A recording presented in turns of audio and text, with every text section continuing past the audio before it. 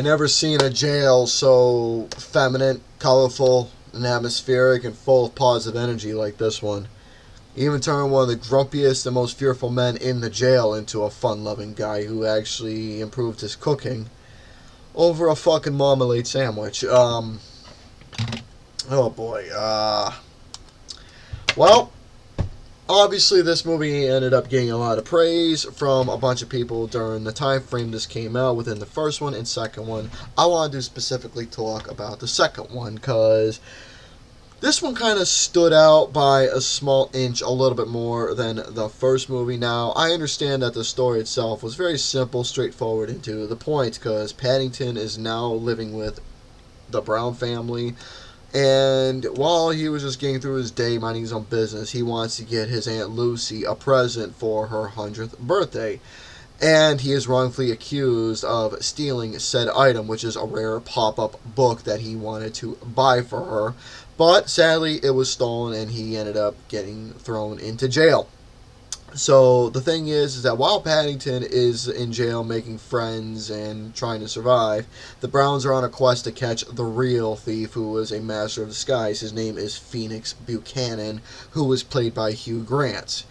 Now, the story itself speaks truly and straight to the point, and I mean, I was very mixed with watching this film. There were some things I like, and there were some things where I was just thinking, myself, I wouldn't say I disliked it. It's just, it's there, and it was okay, but nothing where I could say it's over the top extravaganza type of a movie where it deserves like a shitload of praise. Because there's some out there who will adore and praise it, and there's some who will say it's overrated or don't like it in general. But for me, I'm in the middle where I give it a passable viewing. But anyways, the story itself was straightforward to the point, nothing special, nothing specific, or nothing great.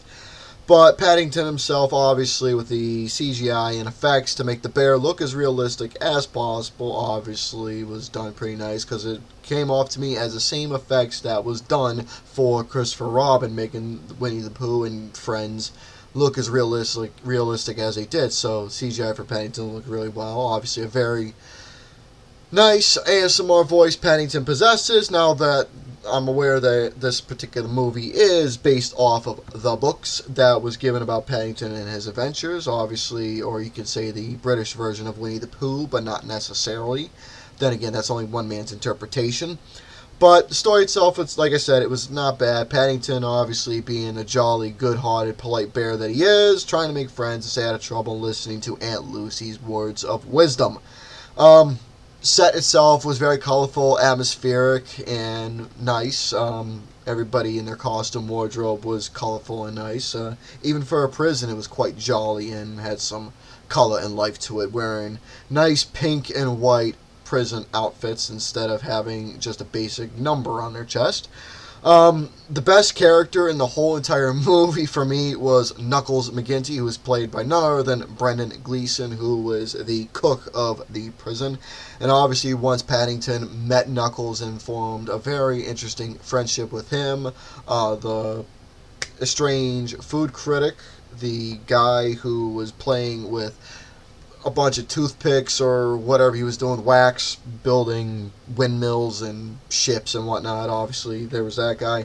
So he ended up creating some friendships, but that whole entire interaction with Brendan Gleeson was my favorite part of the entire film, if not the best character, because obviously him playing as the badass, stereotypical prison guy that no one wants to fuck with because he'll just brutally screw you up and beat you to a punch if you look at him wrong ways, left to right. He'll knock your ass over tea kettle. But obviously Paddington being polite and his, again, words of Aunt Lucy giving encouragement to be polite and everything will be right, over a simple marmalade sandwich to improve the prison's food from eating fucking slop oatmeal or wherever the hell that was to eating marmalade sandwiches and a bunch of other pastry desserts. So that was a nice little friendship, and obviously he wanted to try and get help within prison to clear his name from something he didn't do. Now, obviously, Hugh Grant playing as Phoenix Buchanan, he was quite the character in this movie. He was very, very outgoing.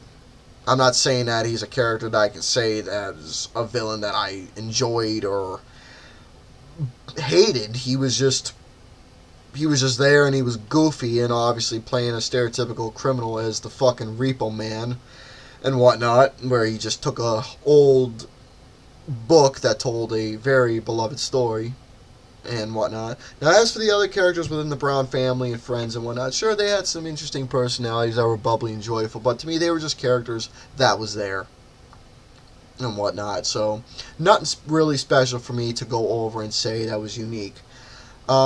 So Paddington 2, the movie itself, I gave it a passable grading. It was an okay watch for me. It's one of those movies where I probably go back and watch just for Brendan Gleeson being the baddest he is, despite him forming a friendship with Paddington and whatnot. But obviously, it showcased the warm heart that he had, and along with his friends, and the success that Paddington was able to bring for, well, him and others. Very nice, very nice little survival and thrilling sequence by the end of the film, which was where he got rescued.